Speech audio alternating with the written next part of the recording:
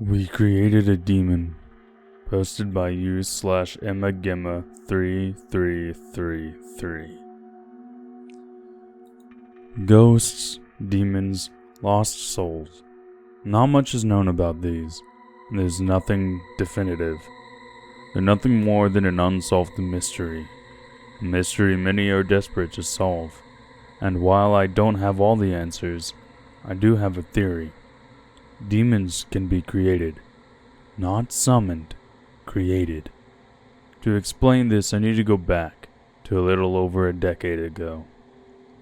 I was 15 or 16 at the time. I had recently gotten into my first serious relationship. Things moved pretty quickly, and before you knew it, we were living together at our parents' house. At first, everything seemed perfect. We'd spend hours just sitting around, listening to music, smoking weed, and talking about anything that popped into our minds. You know, basic young love shit. But after a while, something became apparent. This girl was trouble. She'd get angry when I tried to hang out with my friends, people I'd known for years, and people I saw as brothers. And being the naive, love-struck idiot I was at the time, I went along with it. I pretty much cut ties with the two best friends I had ever had. But she wasn't satisfied with that. Soon enough, she'd get angry and jealous when I tried to hang out with my own family. You're probably wondering what any of this has to do with anything, but trust me, I'm getting to that. What I'm trying to say is that what I thought was the best thing that had ever happened to me soon turned into an incredibly toxic relationship and eventually a nightmare. Skip forward a couple of months. We'd pretty much spend our days arguing about the smallest things. We never got physical with each other, but I can't say there wasn't violence.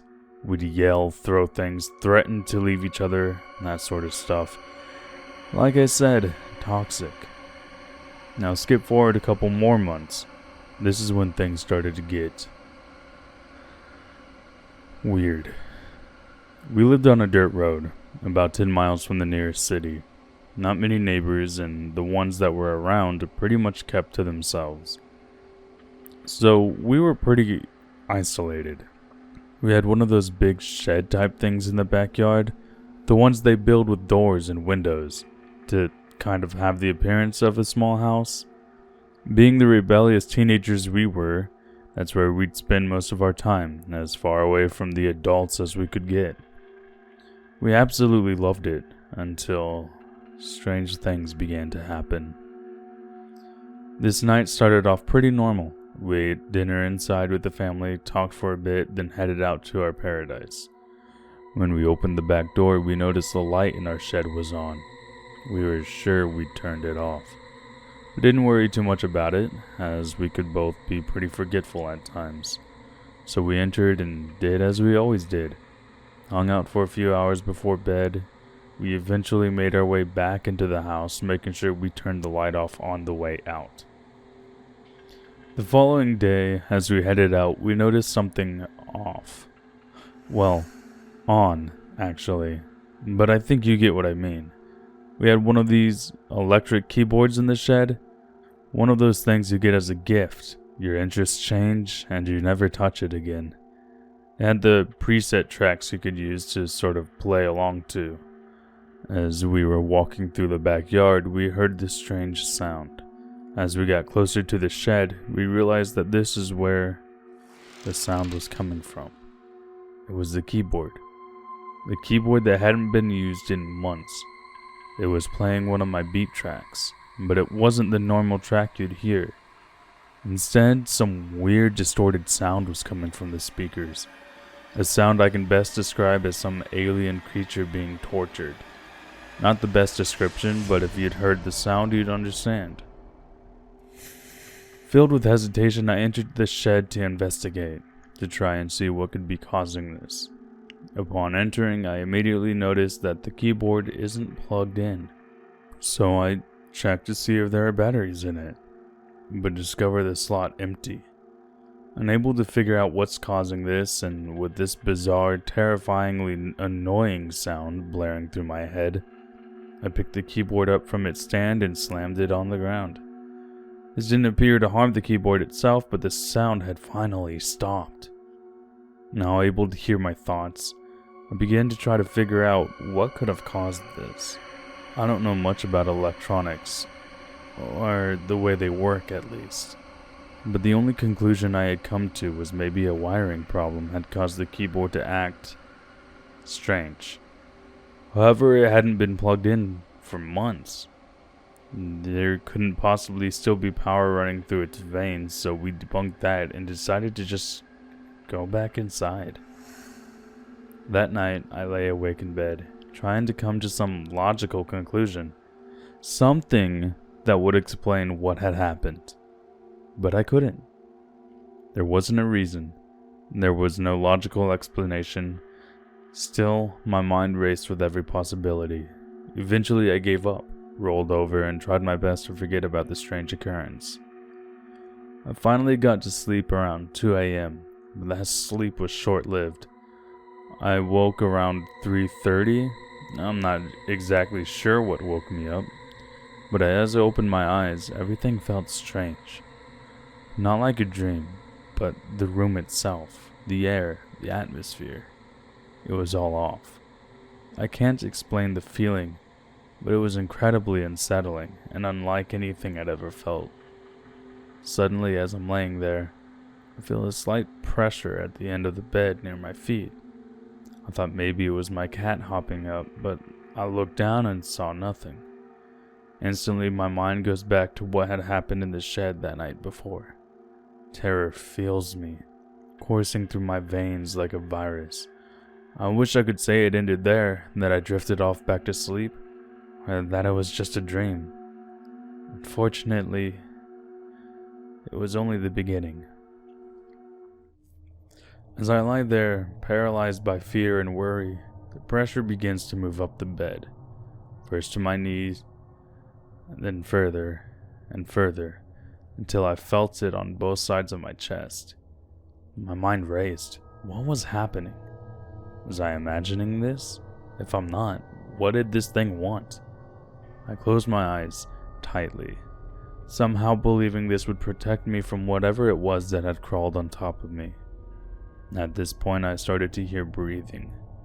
Light, but I instantly knew what it was. It came closer and closer until I could feel the breath on my lips, cold like ice, for what seemed like an eternity. Then it stopped for a second, only to start again, this time in my ear. It speaks, the words I'll never forget. "You did this, both of you, and now you get to pay the price." After that, I remember nothing.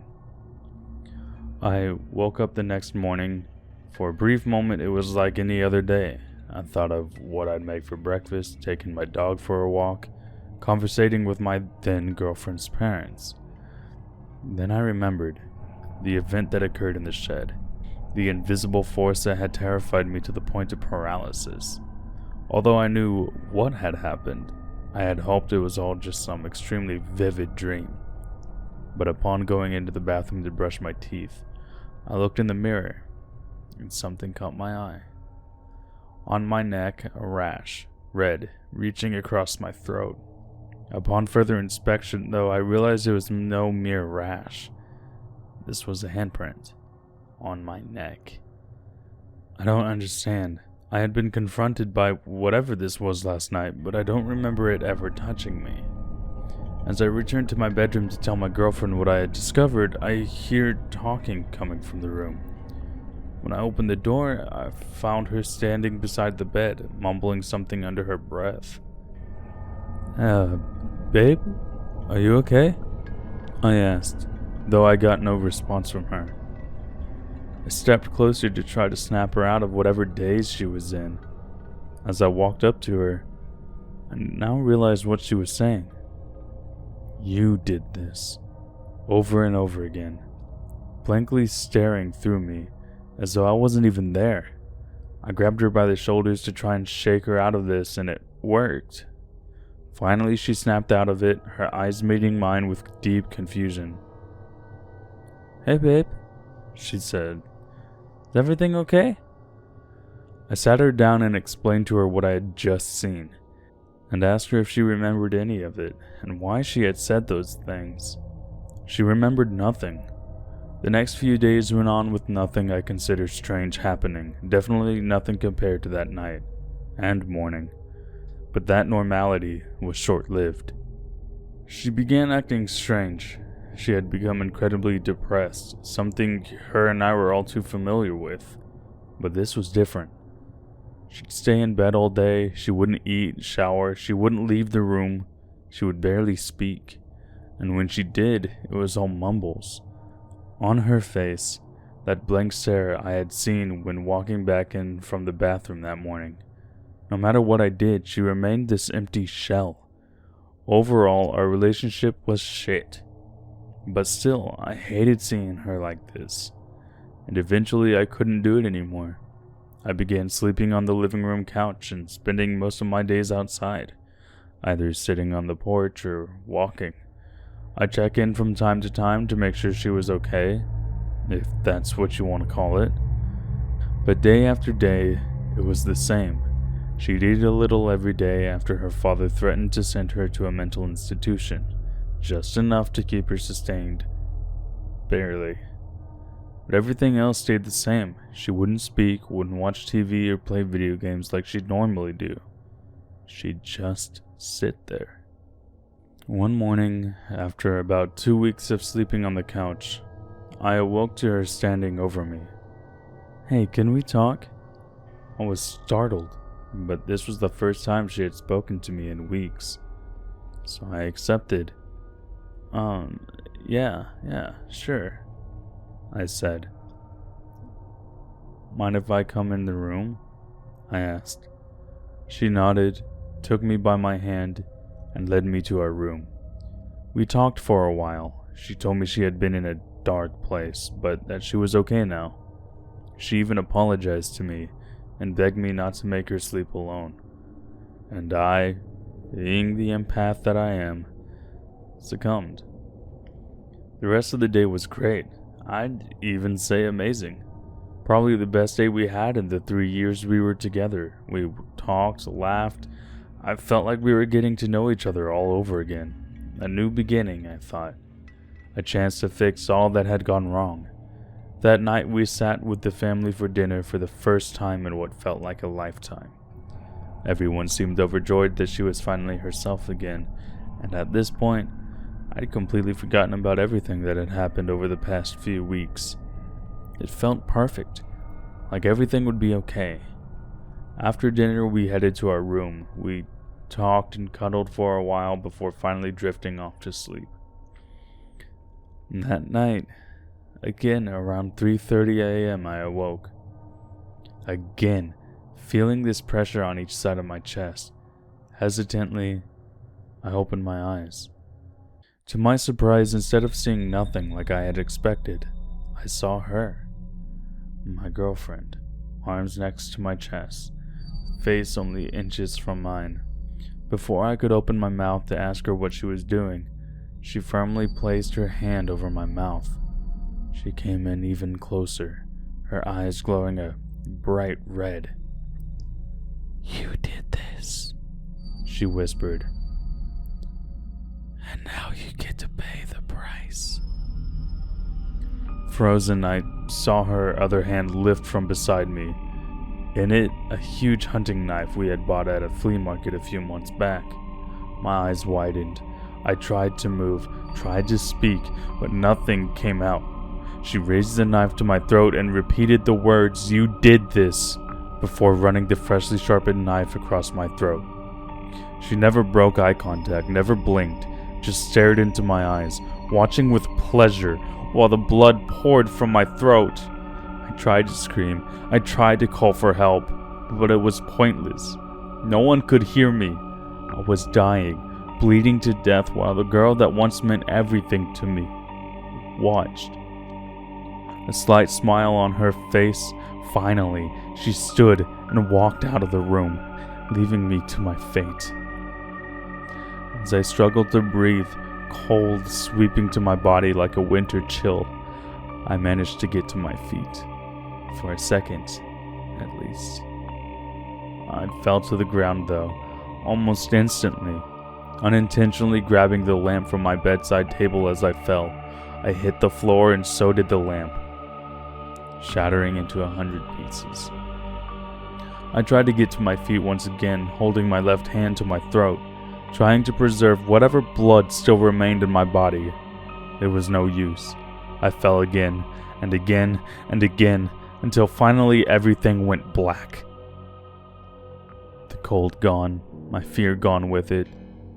This is the end, I thought to myself.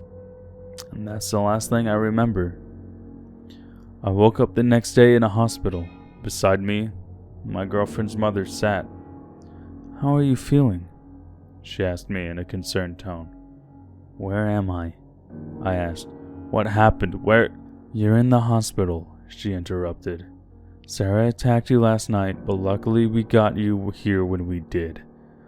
Apparently she had been awake at the time I was attacked and heard the thud of me falling and the shattering of the lamp. Upon walking out of her room, she discovered Sarah in the living room covered in blood, writing something on the wall. They make eye contact for a brief moment before Sarah, or what was left of her, ran out of the front door. She then found me, bleeding out on the floor. If it weren't for the fact that she had medical training as a nurse, I wouldn't be here today. Sarah's parents had lived in that house for over 30 years and had never had anything happen they would consider strange. All of the anger, hate, resentment, sadness we had toward each other. I believe that somehow created a demon. Or some sort of angry spirit. I'm sure it sounds crazy, but all the negative energy constant in one place. And those 3 words, "You did this?" I can't say for sure, and I don't have any science to back up my theory, but I believe this is what happened. It's been over 10 years, and Sarah was never found. Although I live a good life now, happily married to an amazing woman with 3 beautiful children.